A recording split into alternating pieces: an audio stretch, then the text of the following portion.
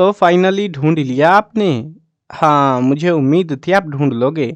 आज की इस वीडियो में मैं आपको बताऊंगा Haryana board class 11 physical education के इम्पोर्टेंट क्वेश्चन सारे के सारे, यानी लॉन्ग क्वेश्चन भी हैं, शॉर्ट क्वेश्चन भी है, सारे इसी वीडियो में होने वाले हैं सिवाय एमसीक्यू के। एमसीक्यू की वीडियो आपको अलग से आएगी, वो जो है आपको डिस्क्रिप्शन में पहला ही लिंक है, वहाँ से देख लेना। और बाकी की जो वीडियोज़ अपकमिंग एग्जाम के लिए अगर आपको देखनी है तो डिस्क्रिप्शन में पहले ही लिंक के थ्रू उसको भी आप देख सकते हो। अब शुरू करते हैं वीडियो को। और हाँ, अगर आपको ये लिखे हुए चाहिए सारे क्वेश्चंस वगैरह तो वेबसाइट बता देता हूँ। बहुत सारे स्टूडेंट बोलते हैं कि सर रिटर्न में प्रोवाइड कराओ, तो रिटर्न में देता हूँ तो भाई आप जाके देखते नहीं हो, फिर क्या ही बोले आपको, है ना। cclchapter.com ये वेबसाइट है। इसके इंपॉर्टेंट क्वेश्चन के सेक्शन में ये सारे क्वेश्चंस वगैरह लिखे हुए आपको मिल जाएंगे, फ्री ऑफ कॉस्ट है सारी चीज़ें, ठीक है। तो जाके जरूर से चेकआउट करना। अब देखते हैं यहाँ पे लॉन्ग क्वेश्चंस, पहले लॉन्ग क्वेश्चन करेंगे फिर शॉर्ट क्वेश्चन करेंगे, ठीक है। अब right down in detail aim and objective of physical education. Physical education के एम भी बताने हैं हमको और ऑब्जेक्टिव भी, दोनों चीज़ें हमको बतानी हैं। और हो सकता है एग्जाम में, ज़रूरी नहीं है कि ऐसे ही आए, हो सकता है आपसे पूछे कि aim of the physical education बता दो, ऑब्जेक्टिव ऑफ फिजिकल एजुकेशन बता दो, तो ऐसे भी इस क्वेश्चन को पूछा जा सकता है। और बहुत ही प्यारा क्वेश्चन है, कई बार एग्जाम में एम और ऑब्जेक्टिव के साथ हमें देखने को मिल चुका है। अब ये जो क्वेश्चन है ना, ये मैं जैसे बोल रहा हूँ ऑब्जेक्टिव पूछ ले या एम पूछ ले, 3 नंबर में पूछेंगे तब तो, ठीक है। अब ऐसे नॉर्मल में पूछ रहे हैं, दोनों मिला के पूछ रहे हैं, तो 5 या 6 नंबर का जो बड़ा क्वेश्चन आएगा हमारा तो उसमें पूछा जाएगा, ठीक है। अब समझ गए ये चीज़ें। ऐसे क्वेश्चन जो है ना, जो क्वेश्चन आपको दिखते हैं 2 चीज़ें पूछ रखे, 3 चीज़ें, वो क्वेश्चन ऐसा ही होता है, उनके पोर्शंस पूछे जाते हैं। ध्यान से पढ़ने, तुमको अच्छे से पढ़ने हैं, ठीक है। ये चीज़ समझ गए। एक और काम की बात है जो आपके काम आएगी, जब भी aims, objective, treatment, major, rules, principle, है ना, इंपॉर्टेंस वगैरह ऐसी चीज़ें बताएंगे, हमको पॉइंटों में आंसर लिखना है। पॉइंट कितने लिखने हैं वो भी बता देता हूँ। अगर आपका 3 नंबर का पर्सन है तो 4 पॉइंट या 3 पॉइंट भी लिख देना। पॉइंट के ऊपर भी डिपेंड करता है कि कितना लेंथ है। अगर 2 लाइन के अंदर 1 पॉइंट बन रहा है तो 3 नंबर के में 3 पॉइंट काफ़ी है। अगर 1 लाइन का ही बन रहा है मुश्किल से, तो वो उसमें जो है 4 पॉइंट कम से कम आपको लिखने पड़ेंगे। सेम विद द 2 नंबर के 2 नंबर वाले में 3 पॉइंट कम से कम बनाने पड़ेंगे तुमको। और अगर बड़ा क्वेश्चन आ रहा है, जैसे ये वाला क्वेश्चन 5 से 6 नंबर का आता है हमारा, मतलब अभी ध्यान नहीं है मेरे को 5 का आता है कि 6 का, मतलब इतने के राउंड ऑफ में आते हैं, तो अब इसमें जो है आपको कम से कम 6 से 7 पॉइंट लिखने पड़ेंगे, या 8 तक आप लिख सकते हो, उससे ज़्यादा लिखने की भी जरूरत नहीं है। मतलब इसमें जैसे एम पूछा है, ऑब्जेक्टिव पूछा है, तो दोनों के आपको लिखने पड़ेंगे। कहीं सोचो कि सारे ही 7 पॉइंट लिख देंगे एम ऑब्जेक्टिव मिला के, ऐसा नहीं होगा, दोनों के करने हैं, ठीक है ना। और अगर नहीं है अवेलेबल, आपकी बुक में ही नहीं पड़े, इतने मिलते ही नहीं है पॉइंट, जितने याद है उतने लिख दो फिर तो, ठीक है। अगर कम है तो मतलब मान लो 4-5 तो आपको लिखने ही पड़ेंगे। अब discuss the importance of good posture for maintaining good physical health. तो इम्पोर्टेंस क्या है अच्छे पोस्चर की, हेल्थ को मेंटेन करने के लिए। Discuss the principles of physical education. Physical education के प्रिंसिपल्स हमको बताने हैं। What is the relationship of physical education and education. Education जो होती है और फिजिकल एजुकेशन होती है, उसका रिलेशनशिप क्या है वो हमको एक्सप्लेन करना है। What is psychology, what is it importance in physical education. Psychology क्या है और इसकी इंपॉर्टेंस क्या है फिजिकल एजुकेशन में। एक चीज़ ध्यान देना, अगर तुमको याद करना है, अभी मतलब पहले नहीं पढ़ के आए हो तुम, पहले बड़े क्वेश्चन जैसे 5-6 नंबर के मैं जिस हिसाब से वीडियो में अरेंज कर रखे ना, सेम इसी पैटर्न से पहले बड़े क्वेश्चन याद करना, फिर छोटे करना। क्योंकि मेजोरिटी ऑफ द जो क्वेश्चन है ना, बड़े क्वेश्चन करने के बाद छोटे आपके अपने आप हो जाएंगे। तो इसीलिए मैं कह रहा हूँ पहले बड़े याद करना फिर छोटे करना। कहीं तुम छोटों से स्टार्ट करो वीडियो, मतलब याद करना बड़े से करना है, ठीक है। What is health education, discuss the importance of health education. Health education क्या है, ये 2 नंबर में ये इसी अकेले को पूछा जा सकता है। इंपॉर्टेंस पूछ सकते हैं हेल्थ एजुकेशन की क्या है। Right in detail about concept of posture. Posture का जो कंसेप्ट है उसके बारे में बताना है डिटेल के अंदर। Right down in detail about communicable disease. Communicable disease पे बहुत सारे क्वेश्चन मिलेंगे आपको, लाइक वो कैसे स्प्रेड होती है, कैसे ट्रांसमिट होती है, मोड ऑफ ट्रांसमिशन क्या है, अलग अलग चीज़ें, कैसे हम उनसे प्रिवेंट कर सकते हैं, कैसे कंट्रोल कर सकते हैं। तो कम्युनिकेबल डिसीज के बारे में ऐसे अजीब अजीब से क्वेश्चन आपको देखने को मिल सकते हैं। इस टॉपिक को, मैं इसको ये नहीं बोलूँगा ये क्वेश्चन, इस टॉपिक को अच्छे से कर लेना, ठीक है। कम्युनिकेबल डिसीज वाले को इसमें से बहुत क्वेश्चन आते हैं। What do you mean by communicable disease?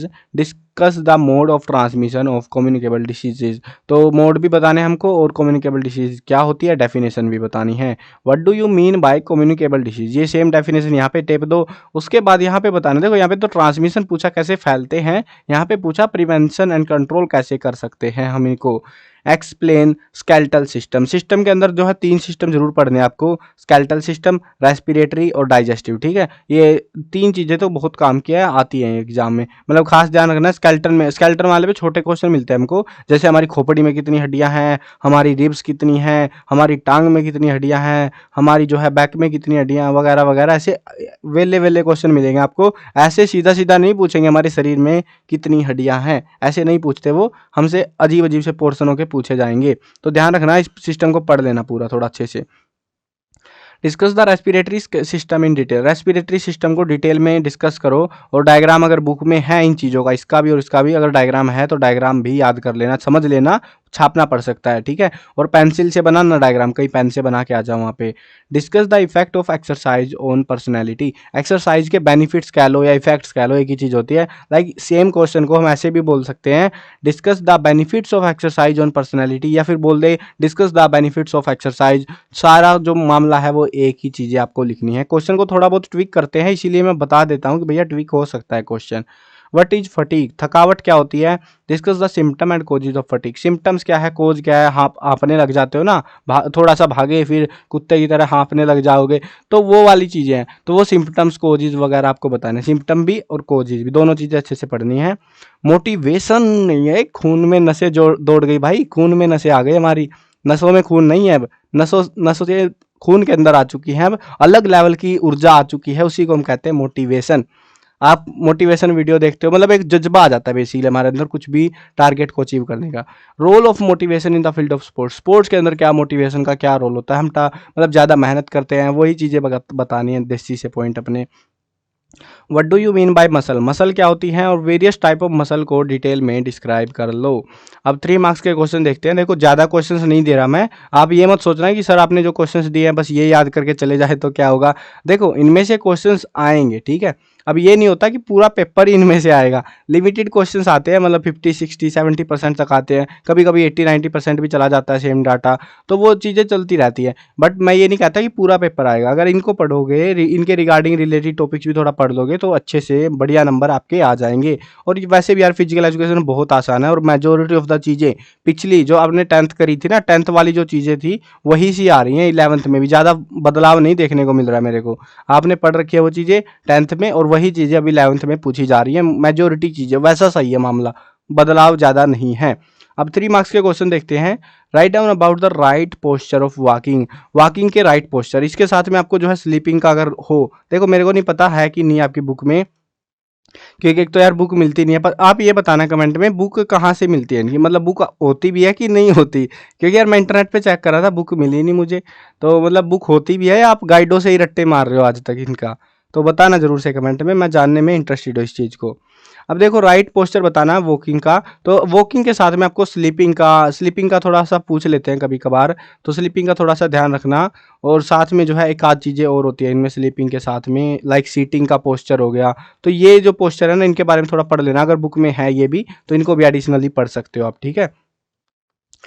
What should be the proper posture, अरे अगला ही क्वेश्चन आ गया भाई, मैं ही दुखी हो रहा हूँ। What should be the proper posture of standing and sitting, बैठने का खड़े होने का दोनों के प्रॉपर पोस्चर बताने हैं।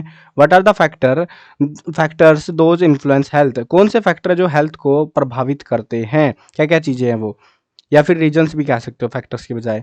How does flexibility increase by doing exercise, हमारी जो फ्लेक्सिबिलिटी है वो कैसे इंक्रीज हो जाती है एक्सरसाइज करने से। व्हाट इज रेस्पिरेटरी सिस्टम, देखो ये तो हमने ऑलरेडी कर लिया पिछले वाले लॉन्ग क्वेश्चंस में कि भैया रेस्पिरेटरी सिस्टम को डिटेल में बताओ, डिटेल में बताओगे तो ये नहीं बता पाओगे तुम।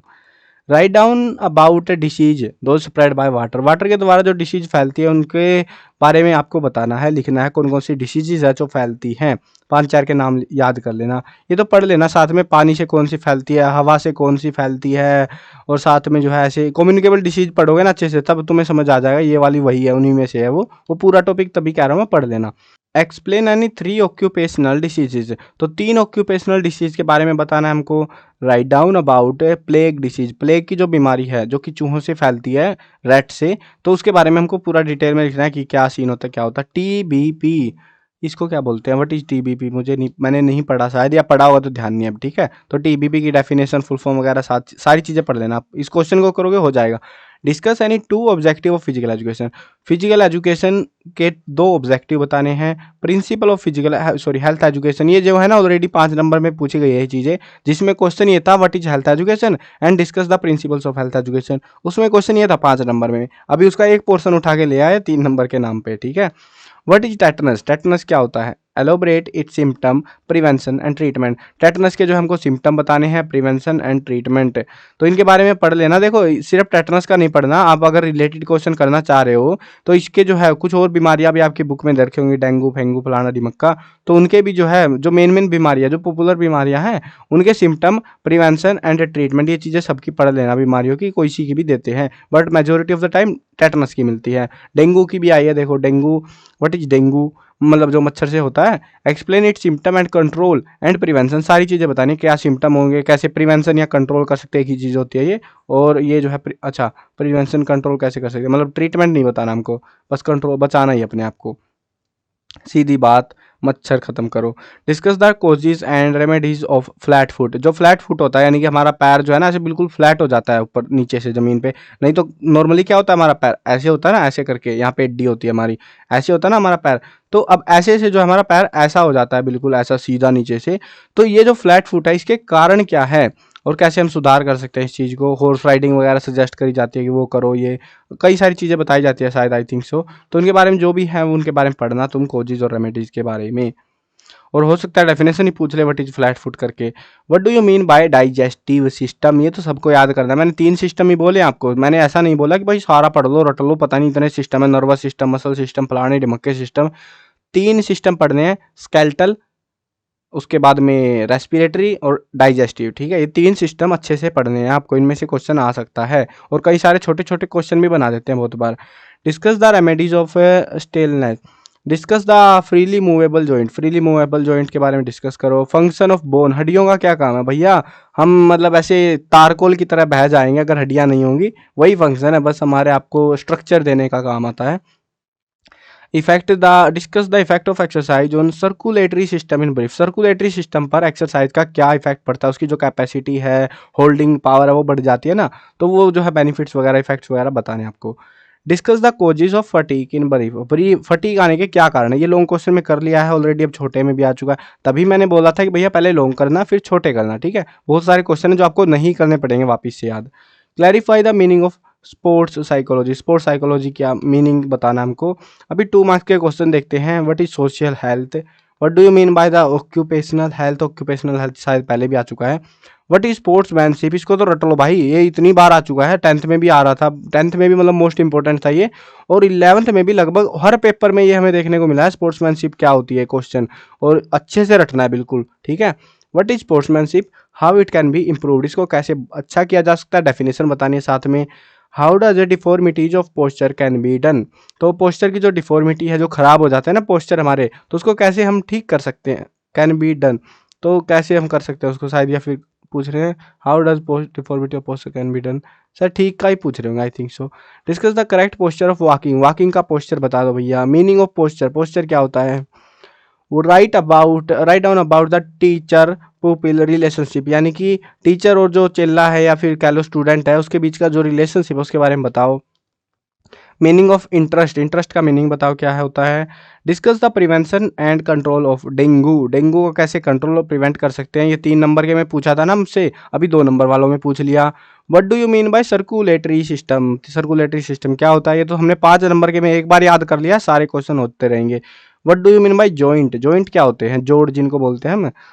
Clarify meaning of second wind, second wind क्या होती है।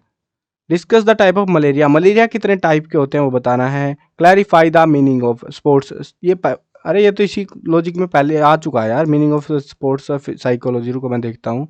आई थिंक सो, मेरे को लग रहा है भाई ये क्वेश्चन मैंने अभी तो पढ़ा था यार, थोड़ी देर हुई है, पता नहीं कहाँ भाग गया, चाहे शायद 3 नंबर में होगा आई थिंक सो फिर ये वाला। Discuss the remedies of fatigue in brief, fatigue के बारे में रेमेडीज वगैरह बतानी है। व्हाट इज रेबीज, रेबीज क्या है। अब यहाँ पे देखते हैं 1 मार्क्स के प्यारे प्यारे क्वेश्चन, कुछ एक क्वेश्चन के आंसर्स मैं भी दे सकता हूँ। अब एक चीज ध्यान रखना, जो ये 1 मार्क्स के क्वेश्चन हम करेंगे, ये वाले क्वेश्चन एमसीक्यू, जिनका आंसर 1 वर्ड में है, एमसीक्यू में भी पूछे जा सकते हैं आपसे। ऐसा नहीं है कि सिर्फ ऐसे ही पूछेंगे सिंपल वाले, एमसीक्यू बना के भी आपसे पूछे जा सकते हैं, या हो सकता है। देखो बहुत सारे क्वेश्चन ऐसे हैं, जैसे ये वाली स्टेटमेंट है, ठीक है, ये वाली स्टेटमेंट एमसीक्यू के अंदर ऑलरेडी पूछी जा चुकी है। एमसीक्यू वाली वीडियो देखोगे तो इनके कुछ के मतलब बहुत सारों के आंसर आपको ऑलरेडी मिल चुके होंगे। तो दोनों चीजें देखोगे तो आपके क्लियर हो जाएंगे 1 मार्क्स के बहुत सारे छुटके छुटके क्वेश्चन। अब देखते हैं, does health education help in improving health of society. तो क्या हेल्थ एजुकेशन इंप्रूव करती है हेल्थ ऑफ सोसाइटी? मुझे तो ऐसे ही लग रहा है इसका, मतलब इंप्रूव सारी चीज़ें करती है यार वो। Exercise helps in proper health, तो एक्सरसाइज हेल्प करती है प्रॉपर हेल्थ के लिए, बिल्कुल जी।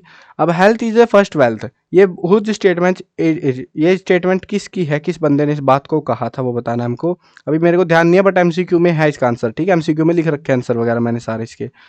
Does the treatment of tuberculosis is possible, क्या ट्यूबरक्लोसिस यानी टीबी की जो है ना, क्या ट्रीटमेंट पॉसिबल है? बिल्कुल हाँ जी, दवाई खाओ 1-1.5 महीने का या 2 महीने का, प्रोबेबली तो 1 महीने का कोर्स होता है, खाते पीते रहो और फिर उसके बाद ठीक हो जाओगे तुम। When did Robert Koch discover the virus of tuberculosis, ये जो बंदा है इसने कब जो है वायरस ऑफ ट्यूबरक्लोसिस की खोज करी थी?